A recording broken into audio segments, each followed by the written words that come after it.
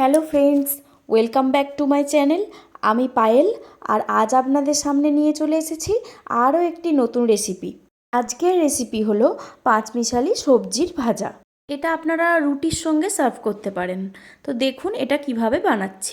প্রথমেই আমি এখানে কিছু সবজি নিয়ে নিয়েছি।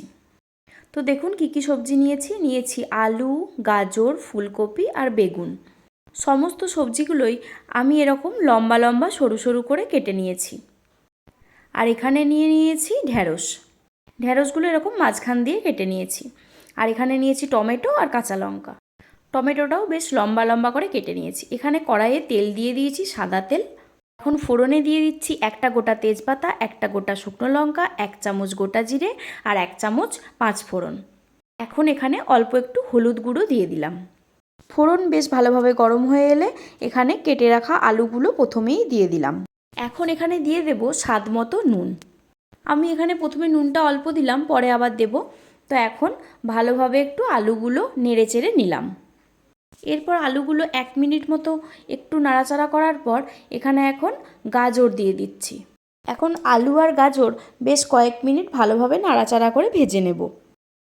আলু এবং গাজর একটু নরম হয়ে আসার পর আমি এখানে ফুলকপিগুলো অ্যাড করে দেব। এখন আপনারা কিন্তু ঠিক এইভাবেই স্টেপ বাই স্টেপ সবজিগুলো পরপর দেবেন, না হলে কিন্তু সমস্ত সবজি একসঙ্গে দিয়ে দিলে নরম সবজিগুলো আগেই সেদ্ধ হয়ে যাবে। তো ফুলকপিটা 1 মিনিট মতো নাড়াচাড়া করার পর এখানে এখন ঢ্যাঁড়সগুলো দিয়ে দিচ্ছি। ঢ্যাঁড়সগুলো দিয়ে আবারও কয়েকবার নাড়াচাড়া করে নেব। এরপর এখানে দিয়ে দেব কেটে রাখা বেগুন। এখন আবারও সমস্ত সবজি ভালোভাবে মিশিয়ে নেব। এইভাবে 2 মিনিট নাড়াচাড়া করার পর এখন এখানে অ্যাড করে দেব হলুদ গুঁড়ো। আমি এখানে 1 চা চামচ হলুদ গুঁড়ো দিয়ে দিচ্ছি।